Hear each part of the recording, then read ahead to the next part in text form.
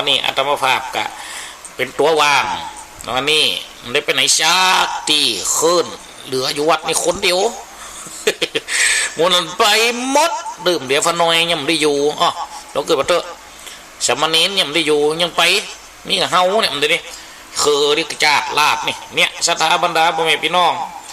หน้าที่ไผกับหน้าที่มันห่อมหนูกับหนูใจห่อมในกับในเตียวเนาะวันนี้เป็นเวลาเหมือนเจ้าขาบเข้ากินง่ายศรัทธาหญิงใจคนฟังกูฮูมาฟังตุเจ้าพันนาเก่าอูได้พันนาสาระบัดเดียวนี่เนอศรัทธาบรรดาพ่อแม่พี่น้องเอาก็จะได้อูเอาก็จะได้จ๋าจับใจแห้งก็คือเน่งใจกาจับใจคูบาก็คือจับให้ใจพน้อยจับใจหมอคือจับให้ใจบัตันจับใจปกกำนันก็คือตันให้ปกแก่บ้านก่อนมาจับใจหนานก็คือจับให้ใจน้อยจับใจเบาน้อยคือจับให้ใจสาวจีน้ำก็ย่อมจะต้องปึ่งเหือเสือก็ย่อมจะต้องปึ่งโคตุกตูก็ยังปึ่งผาจักกาก็ยังปึ่งก็ไม่ขึ้นเหนือร่องไตกระปึ่งรถปึ่งรางเก่งจางก็ยังปึ่งบุญเกลือขี่เหี้ยกระปึ่งบุญไม่ทอตักน้ำบอกระปึ่งบุญกันเหี้ยวคนเฮาเป็นเปี้ยวกระปึ่งบุญยาทายคนอูจะอยู่ได้ก็ย่อมปึ่งปะอาสไหลซึ่งบุญคนฟังเนาะศรัทธาบรรดาเจ้าบอกนายแม่เจ้าปีนายน้องเอากำเหนือมาเล่ากำไตเก็บกำไตมาไปมาเป่ง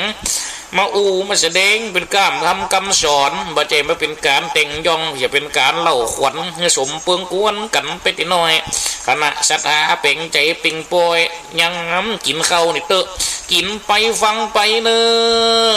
สรรหาเอาเตอะได้ว่าอันพันนาเวลาเมื่อเจ้า8 นาฬิกาโจรคบไข่เวลาข่าวไหวมาติน้อย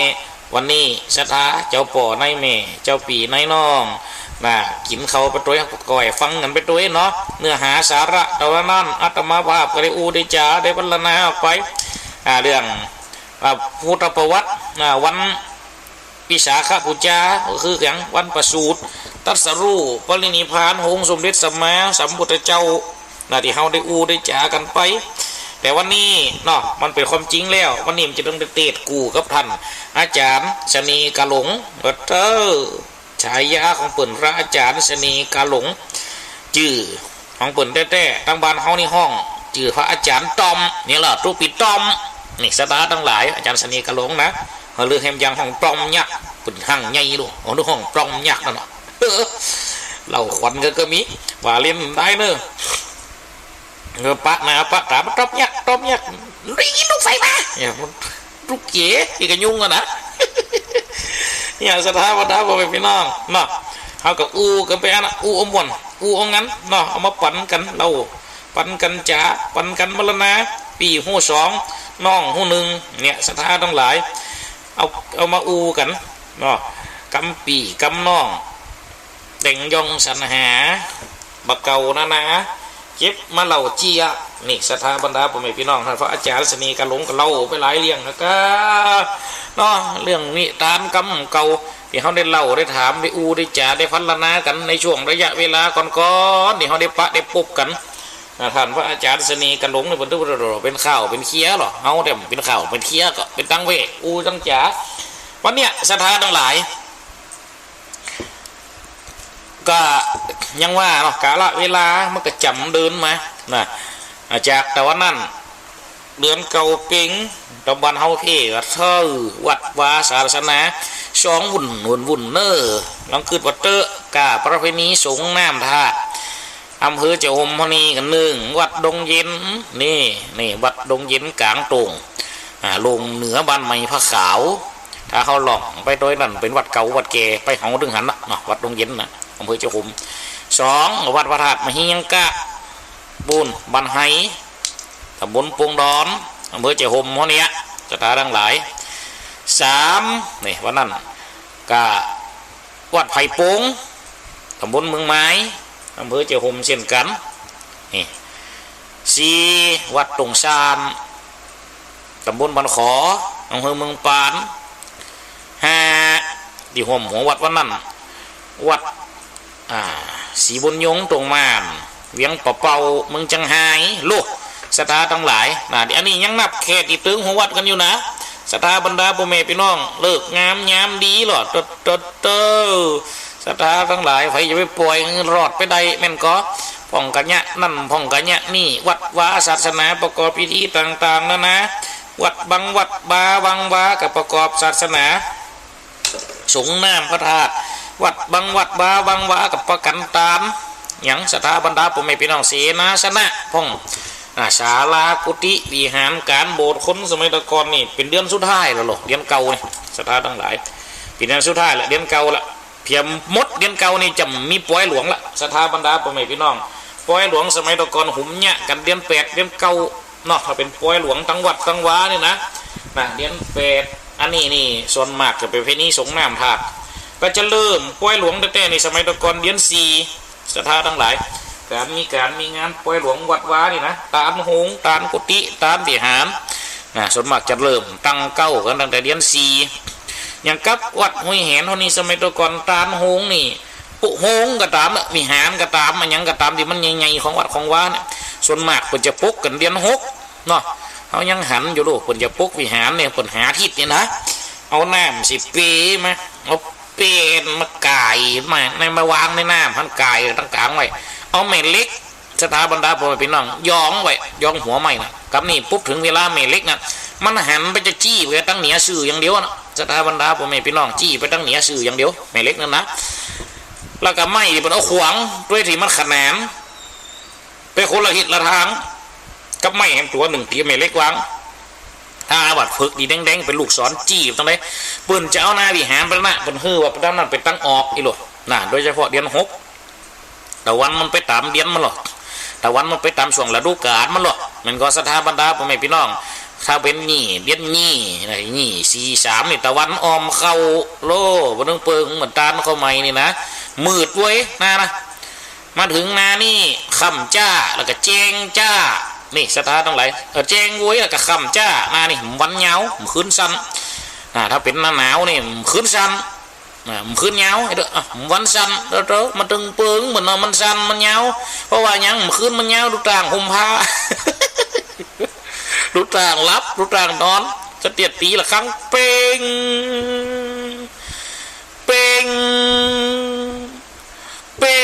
มันก็ตึงลูกที่หีบพอน้อยก็ได้กะ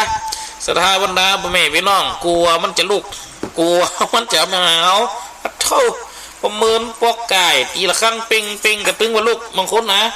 พน้อยนี่ตัวลูกมาสูดโยโสจะเดี๋ยวเขาตั้งเสียงจัดสูงมันเจ้ากันง่ายเนาะโยโสปะเกวาอะระหังสัมมาสัมพุทโธละมันครับโยโสปะเกวาอะระหังสัมมาสัมพุทโธปะโธไหวนะเอ็กซ์กันไปตั้งว่าใครจะมาตั้งเสียงสูงๆหรอวะเดี๋ยวเอ็กซ์กันกับมิ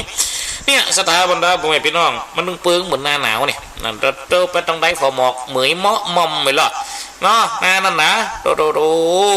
เข้าวัดสาแล้วประมาณเข้าวัดสาเดือน10เนาะ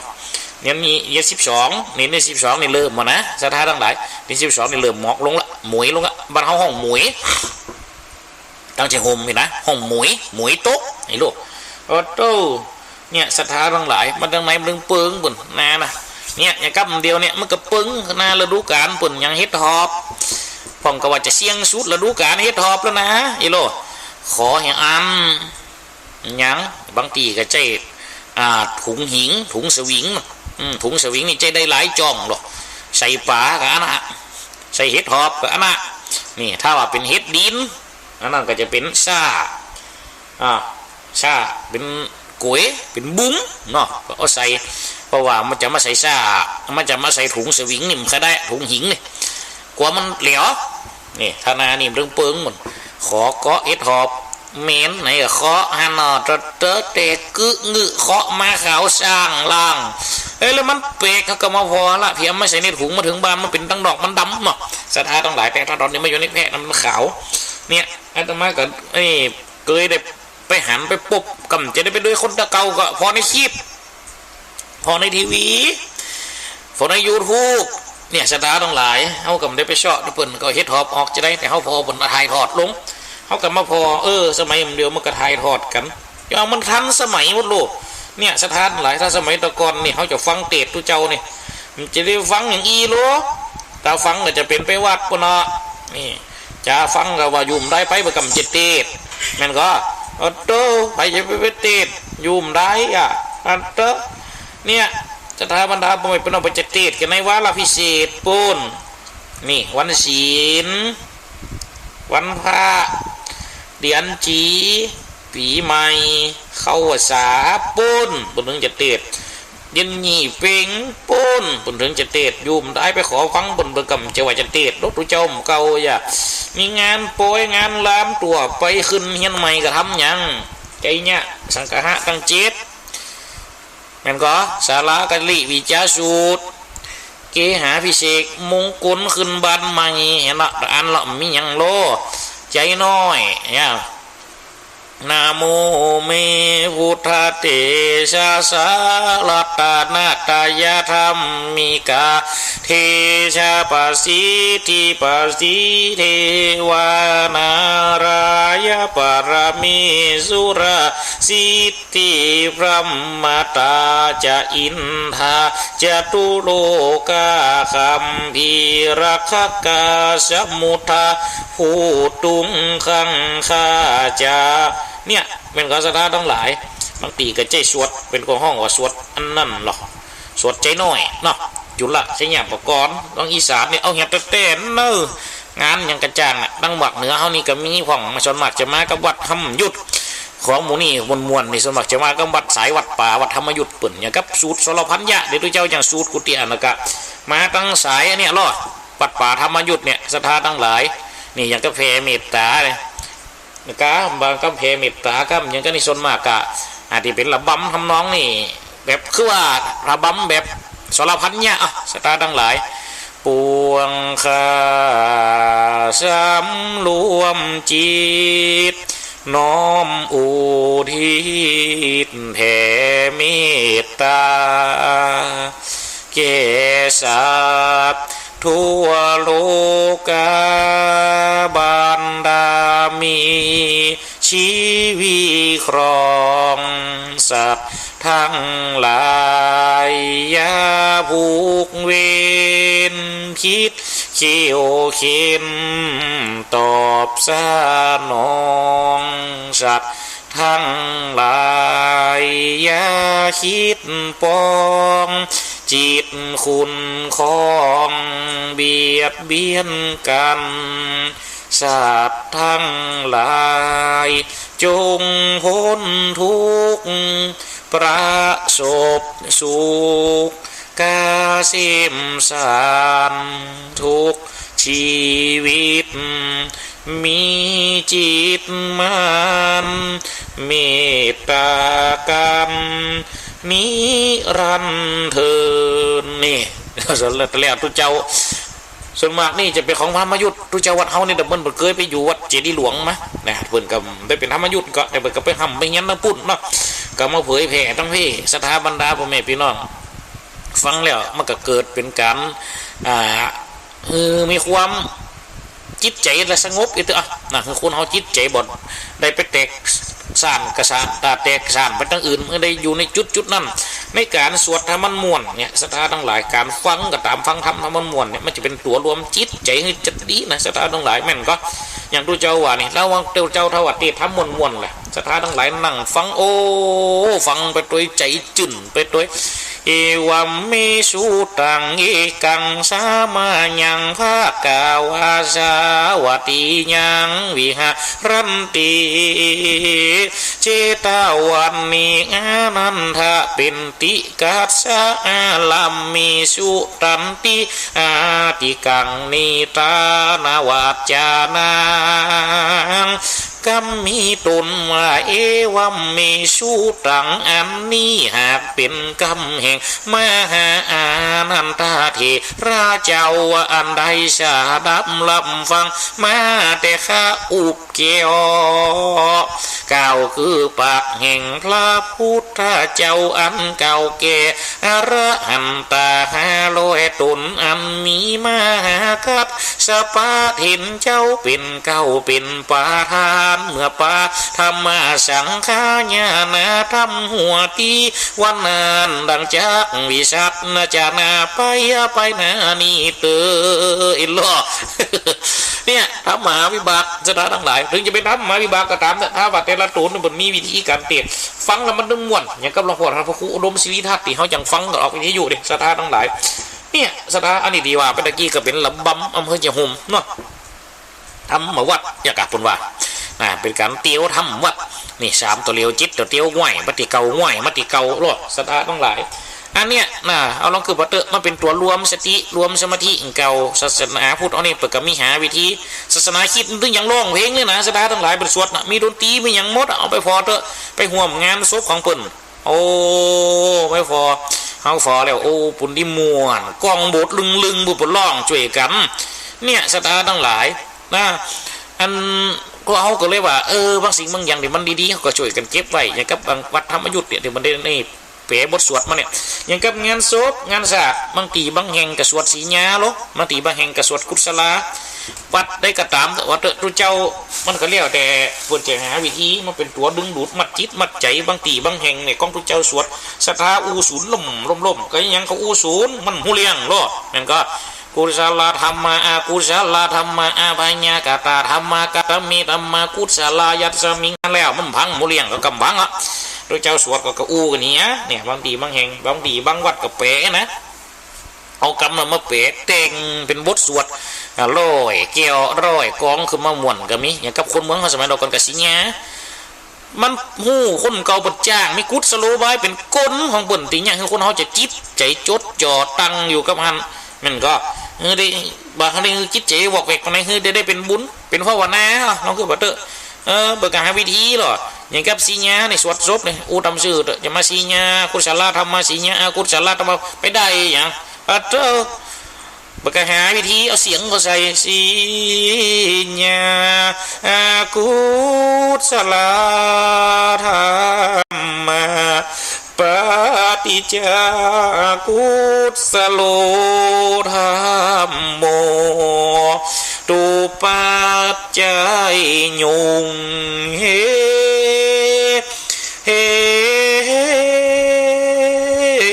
ตุลปัจจัยแม่นก็คนเขาฟังไปไว้ญาติพี่น้องมาคนฟังน้ำตาตกปุ่นเนี่ยสถานทั้งหลายมาเป็นกุศโลบายเป็นกลคนเขาเนี่ยจิตใจได้ติดได้คลองอยู่ในแห่งห้องของการอย่างสถาบรรดาพ่อแม่พี่น้องอยู่ในแห่งห้องแห่งการฟังอยู่ในห่วงแห่งกรรมฐานสถานทั้งหลายเนี่ยนักวัดเขาสมัยตะกอนตู้เจ้ามุนปุ่นเอาลูกตั้งเชียงใหม่มาฟังสวดกระมวลสถานทั้งหลายตุเป็นละอ่อนสมัยตะกอนตุเป็นเน้นก็ยังได้สวดได้อยู่บทที่บนเป๊ะมาใส่ห่วงทำน้องเข้าไปเนี่ยคือคนเขามีจิตใจฟังนาอันตาริเคนาสมุทธามัตเชนาปะปาตานังวิวารังปราเวสังหรือจะอยู่คาบสมุทรหรือที่สุดเล็งนายภัยสูน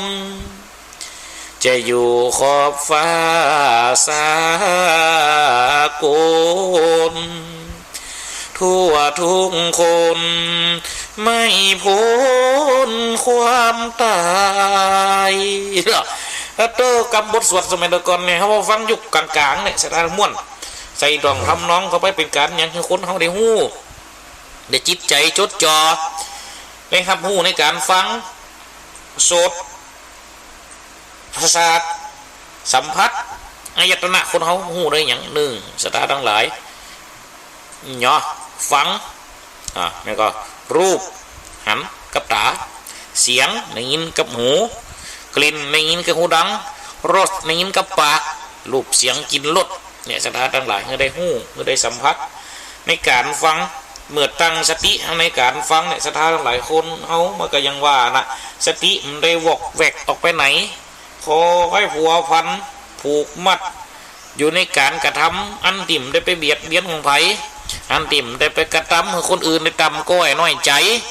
อันติ่มได้ไปกระทำให้คนอื่นได้เกิดความ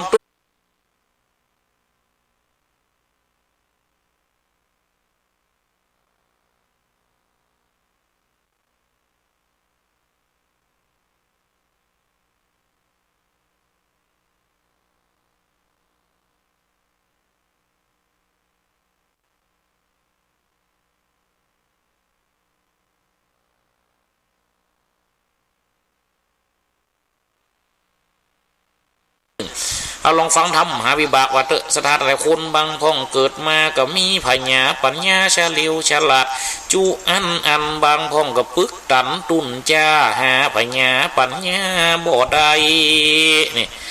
ก็ย้อนว่าจาดก่อนเก่าได้เฮียนทำมาแล้วไปบอกไฟเกิดมาพันนี้อาจารย์นี่ก็เป็นคนปึกตันตุนจ้าหาพญาปัญญาได้เนี่ยสถานทั้งหลายแสดงว่าการแม่นก็เป็นบุญอย่างหนึ่งรักษาศีลก็เป็นบุญอย่างหนึ่งเจริญจิตตะภาวนาหูตัวหูตนอันนี้ก็เป็นบุญอย่างหนึ่งคอยบังคับดูแลตนมือจิตใจไปกระทำบาปโดยกายโดยวาจาโดยใจนี่ศรัทธาทั้งหลายคอยควบคุมไปครับมือมันแตกกระสานสานเส้นมือมันสะดินไปผูกไปติดมันไปแหวกไปหวันกับคนอื่นไปหวันกับอย่างสิ่งอื่นมันหู้อยู่ในกระทะแห่งการทำในกระทะแห่งลมหายใจในกระทะระวางจิตนะศรัทธาบรรดาพ่อแม่พี่น้องเพื่อก็เลยบอกว่ามันเป็นบุญก็หลอกว่าหมูนี่การกระทำในสิ่งเหล่านี้เนี่ยศรัทธาบรรดาพ่อแม่พี่น้องนั่นนี่เอาได้กับการฟังของดูเจ้าเนี่ยศรัทธาทั้งหลายเขาฟังกันนี่ก็ได้ฟังกันตั้งใจเหนียวแน่ก็นี่ศรัทธาบรรดาพ่อแม่พี่น้องของหมูนี่เมื่อก็อยู่ที่สมปานจากก่อนของเขามาห่วมกันแห่งกัมนะนี่ลองคิดว่าเตอบุญน้อมนำได้มาปะกันเป็นบุญได้มาปะวาสนาได้มาเจอฉันกับเธอก็ได้มาปะใส่กันเหมือนจังซ้อวานะเห็นก็ศรัทธาทั้งหลายเนี่ยศรัทธาบรรดาพ่อแม่พี่น้องเพราะฉะนั้นเนี่ยศรัทธาทั้งหลายยังกระตามแต่ที่เขาฟังที่มันเกิดประโยชน์ที่มันมีประโยชน์จะน่ะเขาฟังก็เอาพิจารณาติดตามคือมันได้เกิดประโยชน์นักๆจะไปคือมันได้เสียเปล่าถ้ามันเสียไปหันร้ายศรัทธาบรรดาพ่อแม่พี่น้องมันก็ยากคืออย่างจิตใจคนเฮาเนี่ยมันจะได้พิจารณาไปตามน้ำพิจารณาไปตามทำอยู่ไปตามน้ำได้ห้ำไปตามตัวน้ำดอกน้ำเพียงใดใบบวมเพียงอันเนี่ยผลเนี่ยคือจะได้ศรัทธาทั้งหลายสุดท้ายมันจะเกิดการเกินว่าการเกินตุกเมียมีตุกมันก็จะตุกเกินบรรทุกตัวอีละตัวจะกึดนักก็แปมเต่านึงนี่เมียมีซุกมันก็จะซุกเกินซุกไข่ซุกล่ำเป็นหน่วยเปิ่นกินตัวอีได้ตัวอีตัวกระบอกตัวอีตัวเปิ่นแล้วก็ซุกนักเรียบเปิ่นเพราะว่าอย่างศรัทธาบรรดาผมไม่เป็นน้องเป็นการยึดติดไปเหี้ยยึดติดบ่หูตัวบ่หูตนบ่หูคนหูงานหูการหูเวลาดังนั้นเนี่ยสิ่งเหล่านี้มันจะเป็นแค่ตัวล็อกของมันเป็นตัวดีไว้เนี่ยคือจิตนี่นะสตินี่นะสติกับสัมปชัญญะกันนี่สติความระลึกใดสัมปชัญญะความหูตัวก็จะเป็นตัวที่คอยอย่างผูกพันมัดเน้นจิตใจบ่คือได้หลงไหลเขิบเขิมเลอเหิมเกิมมือไปหนักกว่านั้นเนี่ยศรัทธาบรรดาพ่อแม่พี่น้องนอแม่นก็วันนี้อูเคยเป็นน้ำเป็นทำไม่หมดอะบางคนฟังเกิมเคยม่วนม่วนเคยรับม่วนนะอูน้ำอูทำลงไปเนี่ยศรัทธาบรรดาพ่อแม่พี่น้องอันยังก็ตามแต่ถ้ามันได้หูตามตัวมันนี่นะได้เนี่ยไปตามตัวของมันนี่มันดีโดวันนึงว่าหูตัวโดเนี่ยก็ยังกับคนเก่ากับติดลุงท้องบ่ได้เล่าไว้น่ะนิทานของตุลุงท้องได้ฟังกันฟังก็อีว่านกแก้วนั่นโต๊ะลุงจักก็ไม่มาเอามาเลี้ยงไว้โธ่ตั้งแต่น้อยๆลุงก็ไม่มาคนก็มาเลี้ยงไว้อยากตั้งแต่มื่นตามากระหันกับนาคนน่ะมันก็เลยเกิดว่าคนน่ะจะตาตั้งหลายเป็นแม่ของมันได้กินก็ได้กินกับคนอยู่ก็อยู่กับคนปอนเขากับคนเป็นคนปอนฟังคนอูขึ้นถึงวันฟังกำอูกำจ่าไปมานกตัวนั้นกันแน่ดีจะห้องเป็นเสียงนกกัดห้องเป็นเสียงนกใช่กำก็เลยมาอูกำคนเนี่ยทั้งที่ตัวเป็นนกกับอูกำนกได้อยู่ นี่สถานหลายก็พากฏว่าก็เลยมาอูกำคนไปเนี่ยยังเป็นนกแก้วนกอย่างนี้ลองเกิดว่าเด้อสวัสดีครับสวัสดีครับนี่หรอสอนอย่างไรว่านั่นสวัสดีเจ้าสวัสดีเจ้าเต้าสถาบรรดาพ่อแม่พี่น้องจำนี่ให้อยู่ด้วยคนมึนเขาคน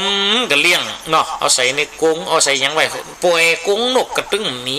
มีหันวันหนึ่งกับเจ้าของบ้านอยู่กับป่วยนกช็อตออกแลออกล่าตามต้นไม้ต้นตอกถ้าคนบินถ้าคนปีกบานนกนั่นกับมะก็หันคนมากับมะมันตึ้งเป็นไหนไก่ล้อพอหากับคนมันนึกว่าคนเป็นแม่มันมาเลยมันหนีละมันนึกว่าคนเป็นหมูมันก็เลยมันหนีละฝ่องกระเตี้ยวตีนฝ่องกระบินมันก็ตึ้งสังเกตฝ่องนกนี่ก็ได้แบบนี้ปุ๊บสถานทั้งหลายมีหันวันหนึ่งเจ้าของปุ่นอยู่ออกไปทำงานกับกุฏิเป็นปกตินะนกปุ่นโปยไว้โลปุ่นได้ขังได้กักไว้ก็ออกไปสอดตามก็ไม่เก้าตอกก็ไปปะสิหมูนกยังกันนั่นแล้วโอ้ก็ไปฟังหมูนกยังกันบนห้องจิบจับเสียงอูอ้อจ่อเจ๊ก็จับปัดโตเสียงนกโอ้หมูนี่ก็ยังมาม่วนฟังเนี่ยฟังก็เข้าใจอยู่เพราะก็ยังลืมจากนกเดียโอ้ก็มีฟังเปิ่นตึงวันตึงก็เลยเขาไปอูไปจ่าไปตักไปถามเปิ่นก็มีนกมันก็บอกโอ้ตัวลูกในม้าหันหน้าหันตาสักเตียโอ้เป็นนกอย่างกันได้แต้มหันกันเนาะเฮ้นกกับเข้าใจโอ้ข้าเป็นนกกะ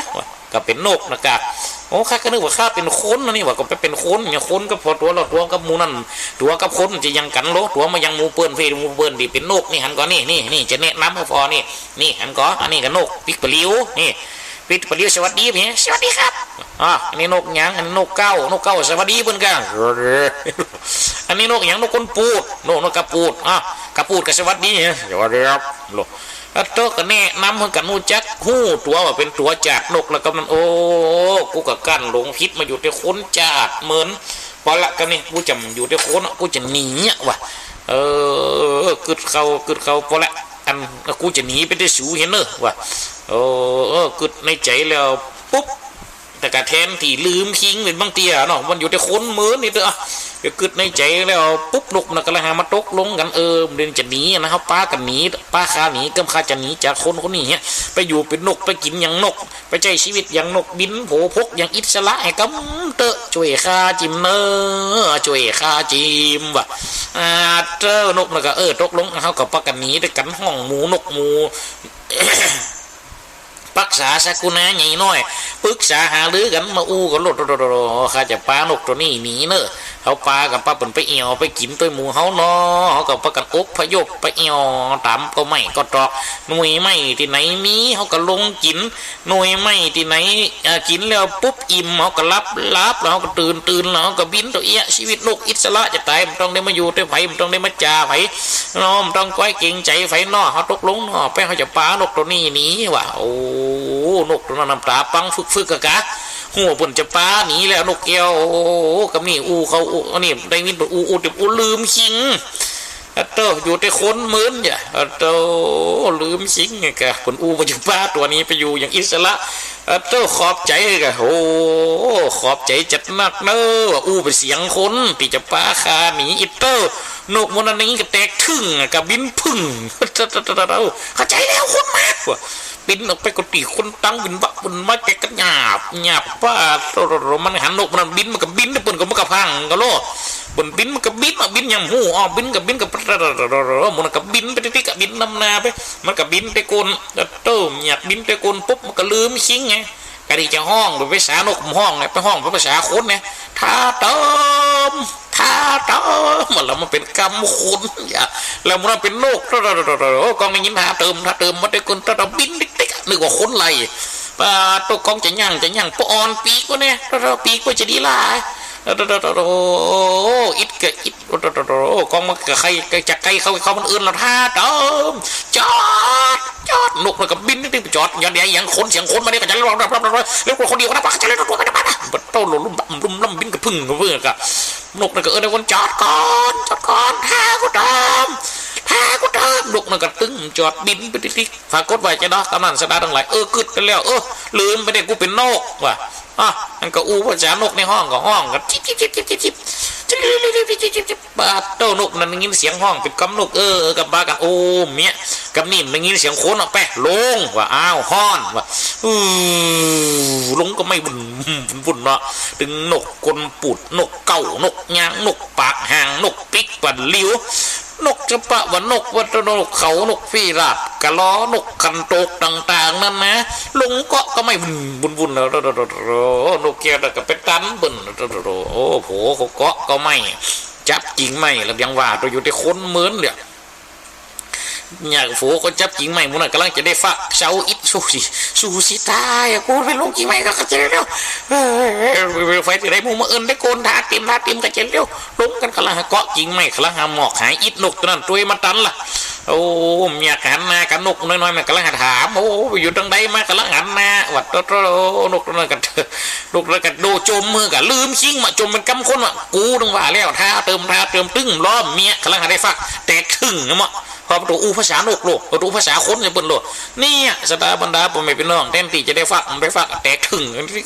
มันเอานกแต่มันกำคนมาอยู่ตัวเนี่ยนี่สตาทั้งหลายว่าจะนั่นเนี่ยสตาบรรดาผมไม่เป็นน้องการหูตัวอยู่ตลอดเวลาก็จริงเป็นสมาธิเป็นกรรมฐานอย่างหนึ่งกรรมะกับการกระทำตาหนะกับติดตั้งแล้วมันหูในติดตั้งเราการกระทำหูตัวหูตน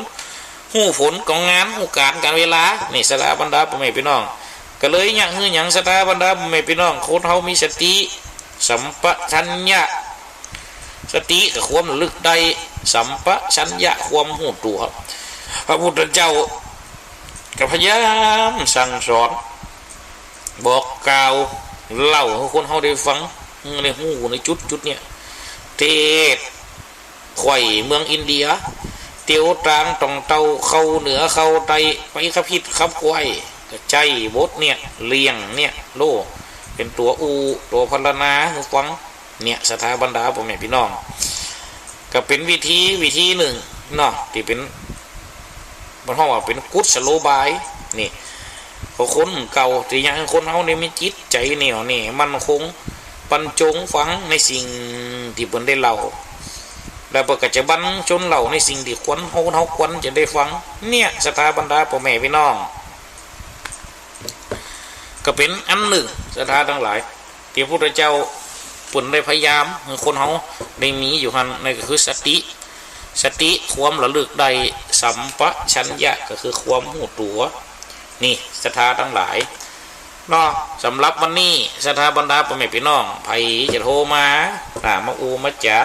ปรึกษากล่าวตามกระโทรมากันได้เนอวันนี้โทรเขาเบอร์ของตุเจ้าเลย0857245094นี่สถาบรรดาพ่อแม่พี่น้องวันนี้คนได้จะโทรมากระโทรมาจะมาพันนากันได้นะเพราะว่าเขากะยังว่านะมันเป็นย้ำกินข้าวน้ำจำข้าวง่ายเนาะย้ำในเจ้าคนเนี่ยการกันนักป้องก็ต้องออกบ้านออกจองไปกระทำเบียดกระทำการเนาะสถาบรรดาพ่อแม่พี่น้องมันก็ตามทำเนียมของคนเขาตามหีดตามครองของการใช้ชีวิตจังกับตุเจ้าเคยว่าข่าวไปกดเตื้อกดตีนะมนุษย์เฮาหนาต่างหาเลี้ยงต้องจำเป็นจะต้องดินล้นขนขวายต่อไปนี่ก็ได้หมายมีมูลสถาแม่แก้วบานกาโปงโดมาเนอฮัลโหลเจ้าเจริญพรเนอแม่แก้วเนอแม่ยายแก้วก็ฟังใจเด้อเป็นเอกเป็นอย่างคนนักกำวันวันนี้มาคนเดียวนะวันนี้นะก็ได้กันอยู่บ้านคนเดียวเราครั้งโอ้จะมาเดียวดีใจจังหวะโอ้จังว่าจะเรียกสลัดนี่แม่ที่การงานทหารนี่ขันตั้งแป้งก็จะโอ้แป้งไงแม่มันลงเดียวกันแล้วก็ไปตามกันนะเนาะไปแป้งมันไม่ใช่จังกูเตี้ยกันจังไปติดกันเปิ้งใจนะเสียงปืนจะลบมักอย่างตัวอย่างกันโลได้หรอกทำน้องดีได้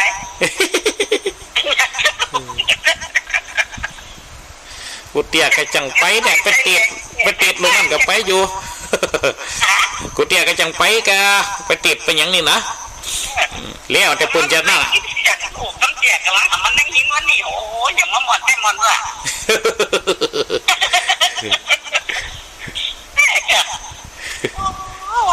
ตั้งปัดสดตั้งนอนเลยบอกวันหน้าวันหน้าไม่จ่ายงานก่อนที่มุนมาเกี่ยก่อนได้กาได้หมดไปไหนกันได้เลี้ยวแต่จิตศรัทธาบนถวายแล้วนะโอเดียนะเอากำเจนี่สักเดียวันนี้คนเดียวทุกอย่างอยู่คนเดียวกินข้าวเลี้ยวกะยายแล้วแกงกะหล่ำโอ้แกงกะหล่ำไก่นี่กับอันพี่นี่แกงฟักกาดใส่หัวมะซุงใส่จิ้นหมูแกงกะหล่ำเลยกูงงกันรถเด็ดแอมวันรถนกแก้วตับวันก่อนจะเป็นนกมันไม่เปิดยังว่าเอากำปนมันลืมสิงมันลืมสิงตัวมันอยู่ในคนเหมือนลืมสิงก็จะไม่เป็นนกมันยังมาเป็นกำปนเอาอยู่ที่ห้ามันเป็นงูไปยังไงใช่ไหมจะไปอยู่ในปนบนบินนี้ละหยาบๆมั่มอูกำปนเนาะ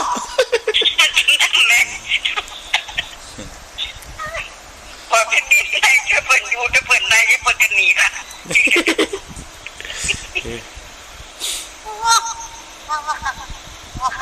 เป็นกำลังใจจะเลื่อนฟ้อนเนอะโยมแม่เนอะอันนี้กระยุมไม่เกี่ยวบันกาดปุงก็โทรมาเอวมาแยมมาหาเอาว่านั่นก็หลายผู้หลายตันเนาะเป็นตัดฝ่าสายบันลำปังกลางเป็นก็ได้ยินเขาเตะลูกหลานเป็นนิมนต์เขาไปเตะออกแต่งงานศพเนาะคนเท่าวันนั้นตั้งหลายผู้หลายท่านก็เป็นคนที่เคยฟังก็ติดตามไปฟังก็มีเนี่ยศรัทธาบรรดาพ่อแม่พี่น้องก็เป็นการเผยแพร่แล้วเขากับเอาอย่างมันมาอูนะก็เอากำเดี๋ยวมันใกล้ๆตัวเนี่ยศรัทธาบรรดาพ่อแม่พี่น้องเอาต่อไปเนาะก็ได้หมายมีบุญละศรัทธาแม่น้อยปันตะโดกเนอะฮัลโหลเจริญพรจักแม่คนนี้หูจักกะแม่น้อยตะโดกจ้าเข้าใจดีเนาะครับเข้าใจแหละเข้าใจดีมันนี่จ้าอะไรหัวเยอะวันนี้ก็พอจะหมดเวลาเนี่ยได้พบกันเหมือนเลยครับวันนี้มาคนเดียวท่านอาจารย์สนีกาหลงสนีกาหลงอยู่วันนี้ไปไหนอ่ะปูนไปวังเหนียปูนวันนี้ปูนเนาะแม่เป็นกำลังใจเนอะอย่าลืมพรขอบอกขอบใจนะยมแม่เนอะแม่นะครับดูไปยังไปเสียชดไปท้องสีกันแล้วเต้เนาะนั่นเนาะไปนอนมัน2 วัน 2 คืนก่อนอ่ะโอ้ไปนอนจู้บนแลจ้าโอ้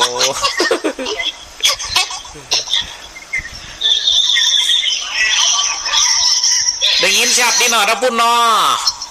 เจ้าชัดดีมดคุ้มแล้วนะจ้ายินเขาง่ายกับยังฝนจะตกเลยตั้งที่ยังบดีตั้งได้สักอย่างกันเปียงเหรอมืดกันเปียงนั่นตั้งที่นี่จ้าจะขึ้นนี่เดือนมันจะอ้อยขึ้นไปนั่นนะฮะได้จะอ้อยตั้งแต่ไตว่าขึ้นมันตรงนี้เปียงเนาะจ้าแม่นะไม่ได้กินแต่เจ้ากินกับกาแฟนั่นเจออันนี้เจริญพรเนอะโยมแม่เนอะเจริญพรดีมีสุขเจ้า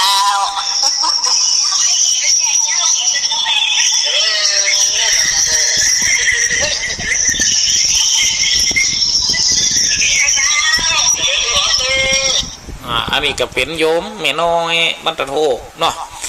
เพิ่นก็ได้โทรมาคือกำลังอกกำลังใจกันเนี่ยก็ได้วันนั้นเปิดว่าไปนอนงานศพนะตั้งเมทองสีเนาะนะที่เกิดอุบัติเหตุก็เป็นคนที่เคยฟัง เกอคนที่เคยอูคนที่เคยตักคนที่เคยจ๋าคนที่เคยพัฒนาห่วมทำบุญกันมาสถาบรรดาพ่อแม่พี่น้องเมื่อมรณะกรรมตายจากกับละกันได้ก็ไปห่วมกันเนี่ยสถาบรรดาพ่อแม่พี่น้องเนาะอันเบิดดึงว่าหรออันยังที่สำคัญที่สุดในการใจชีวิตคนเฮาเนี่ยมีอยู่3ตัวบนว่าในชีวิตคนเฮานี่นะขาดได้สักเม็ด3 กำนี่สถาบรรดาพ่อแม่พี่น้อง3 พยางค์เนี่ยนะขาดตึงได้สักเม็ดนั่นก็คืออย่างคือลมหายใจนี่เหรอมันใจ3 กำจะลมหายใจนี่ขาดได้สักเม็ดถ้าขาดลมหายใจนี่คนเฮาดึงอยู่มันได้โลกมนุษย์ไปนี่เพราะว่าอย่างสถานทั้งหลายโลกมนุษย์ไปนี่เป็นตัวเกลือหนุนเป็นแหล่งแห่งการทำบุญได้ดีที่สุดขาดการทำบุญในสักเม็ดคนเฮาเนี่ยสถานทั้งหลายโดยเฉพาะการทำบุญจะมั่นคงได้ก็ต้องประกอบด้วยร่างกายที่แข็งแรงสมบูรณ์ไปเหนือไปไตไปซ้ายไปขวาเนี่ยได้กูสิ่งกูยังร่างกายแข็งแรงนี่เลยอีกอย่างร่างกายแข็งแรงก็จะขาดไปมันได้ก็คืออย่างลมหายใจเนี่ยคนเฮาถ้าขาดลมหายใจไปแล้วปุ๊บเมียเนอต่อไปแม่ชีกูนนอบ้านลองเจริญพรกลับไปซะเจริญพรเนอวันนั้นโทรมาดูกันสักคำเนาะ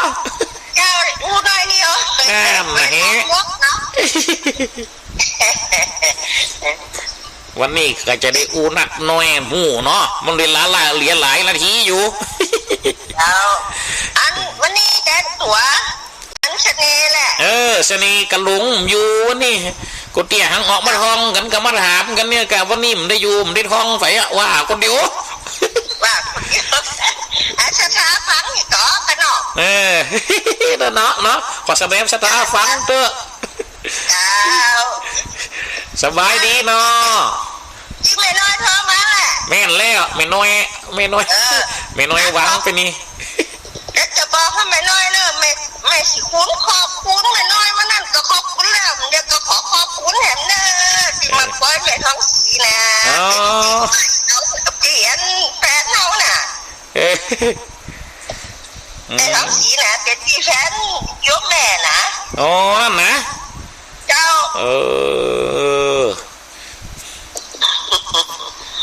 เป็นว่านี่เป็นนี่กันเนี่ยเนาะเป็นญาติกันเนี่ยเนาะเป็นร้องกันเนาะเจ้าอยู่ในบ้านเดียวกันเนี่ยดูโอ้ย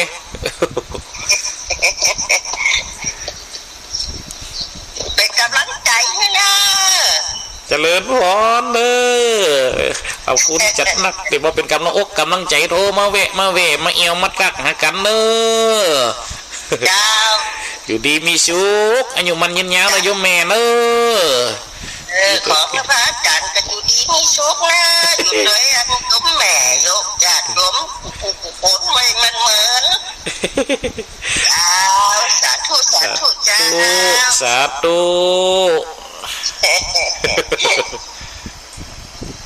วางอันนี้ก็เป็นโยมแม่สีกูนเนาะแม่สีกูน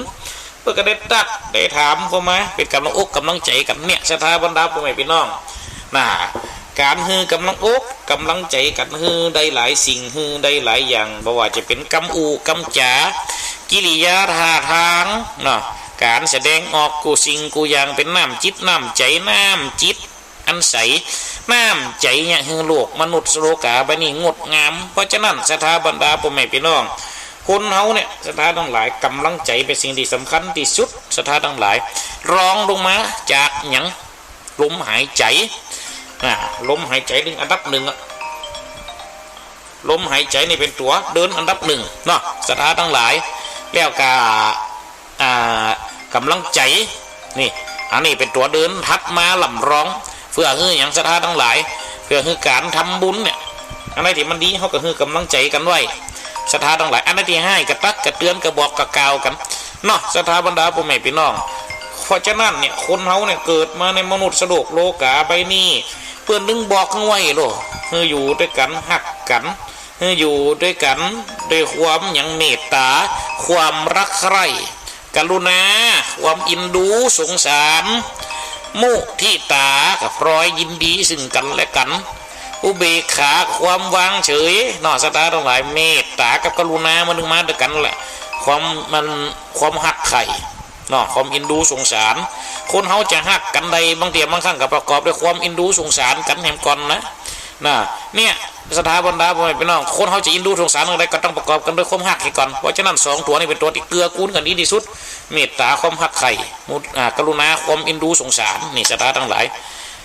แล้วก็มุทิตาก็คืออย่างพรอยยินดีเนี่ยยินบานโหลครับ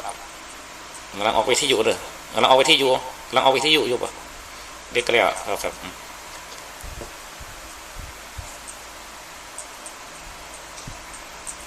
งานอันนี้เปิดกระโถมาเตรียมจะไปหาเจ้าหน้าที่การไฟฟ้าสถาบันผมเป็นพี่น้องอันใดกระเดียนใดเนาะหน้าที่ของตัวเจ้าเนี่ยสถานทั้งหลายคือความหักความเกลือกูลกันกันยังกับเนี่ยเนาะแม่ท้องสีนมรณะกรรมเจียนจากปัดผากจากไปยังมีวันกับคนนี่เป็นหูจักกับเป็นนอนจุ๋ยเหลือก็กลุ่มลุ่มล้ากันเนี่ยสถานทั้งหลายเพราะว่าคุณงามความดีเป็นตัวจักคุณงามความดีเป็นตัวจุงคุณงามความดีเป็นตัวหนุนเนี่ยสถานทั้งหลายเป็นตัวมีตัวบุญเป็นตัวก่อตั้งที่คือคนเฮาละกันนี่นะสถาบันดาพ่อแม่พี่น้องบุญเก่าบุญแก่บุญจัดนี่แล้วก็บุญจัดได้เจนได้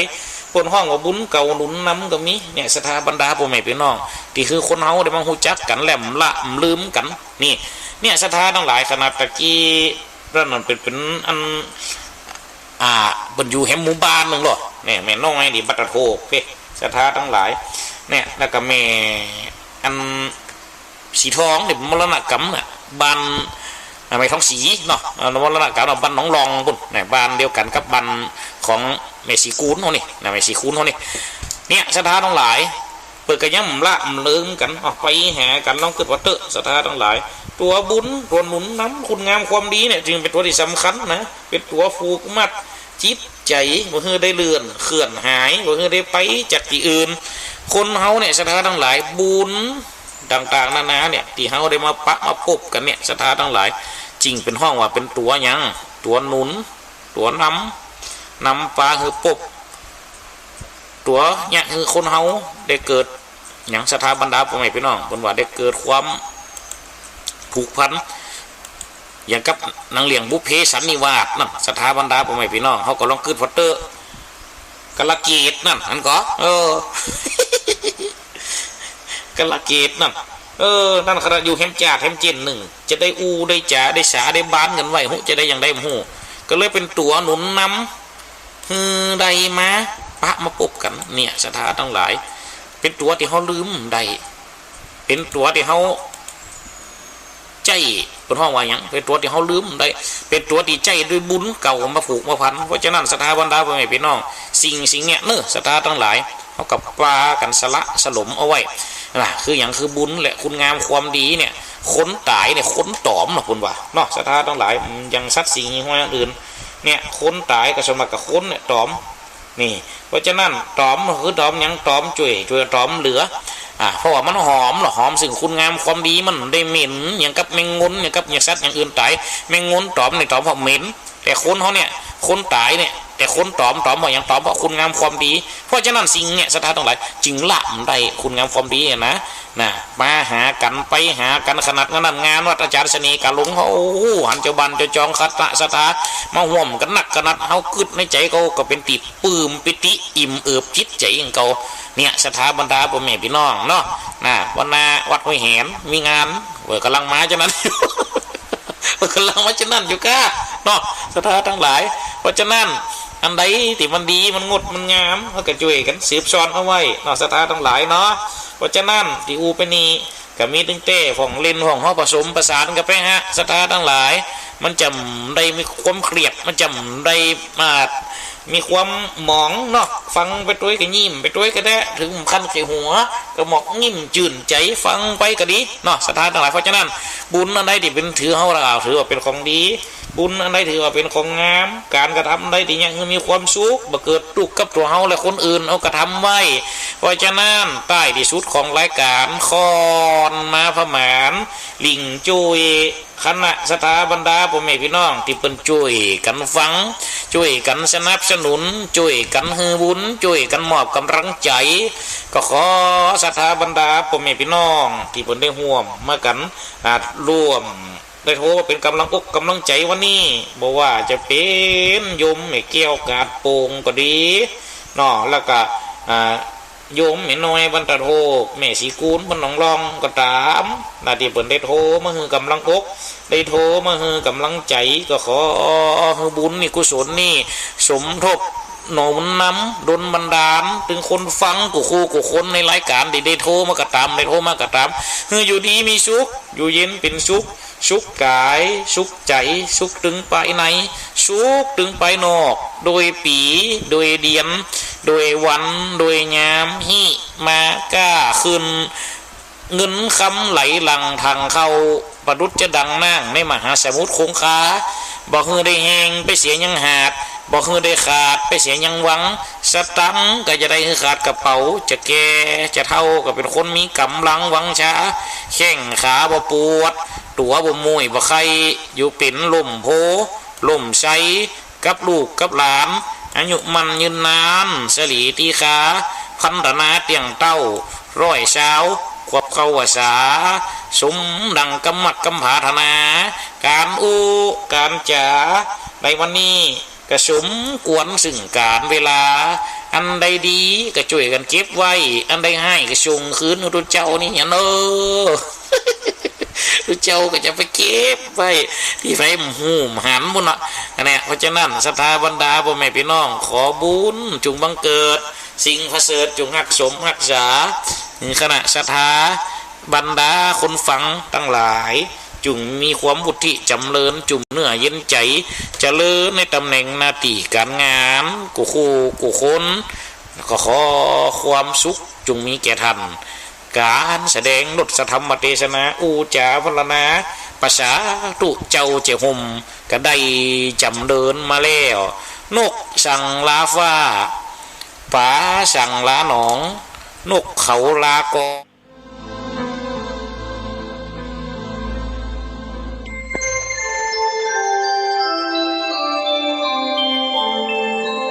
ขณะนี้ท่านกำลังฟังสถานีวิทยุกระจายเสียงพระพุทธศาสนา FM 104.5 เมกะเฮิรตซ์มูลนิธิครูบาศรีวิชัยจังหวัดเชียงใหม่ขอเชิญชวนชายไทยผู้มีจิตเลื่อมใสในพระพุทธศาสนาและมีความศรัทธาในปฏิปทาและบารมีธรรมของครูบาเจ้าศรีวิชัยจำนวน9คนที่มีคุณสมบัติคือมีอายุ20ปีบริบูรณ์ขึ้นไปและบ่เกิน45ปีบ่เคยอุปสมบทเป็นพระภิกษุมาก่อนบ่มีประวัติด้านอาชญากรรมบ่มีรอยสักบนร่างกายสามารถเข้าฝึกท่องจำคำขออุปสมบทได้ตามนัดหมายเพื่อเข้าอุปสมบทเนื่องในวันคล้ายวันถือกำเนิดของครูบาเจ้าศรีวิชัยตั้งแต่วันอาทิตย์ที่11ถึงวันจันทร์ที่19มิถุนายนพุทธศักราช2566ชื่อรุ่นเทิดธรรมาธิปไตยณภัทรสีมาวัดพระสิงห์วรมหาวิหารแล้วไปเข้ารับการฝึกปฏิบัติวิปัสสนากรรมฐานณวัดร่ำเปิงตะโปธารามพระอารามหลวงโดยบ่ต้องเสียค่าใช้จ่ายใดๆแต่สามารถร่วมบริจาคสมทบได้ตามจิตศรัทธาติดต่อสอบถามรายละเอียดและสมัครโดยตรงได้ที่นายพยูนมีทองคำประธานกรรมการมูลนิธิครูบาศรีวิชัยโทรศัพท์0897007939ธรรมยาตราเดินเทศสันถีวันที่5มิถุนายนเริ่มที่วัดบ้านปางซึ่งเป็นวัดบ้านเกิดวัดที่อยู่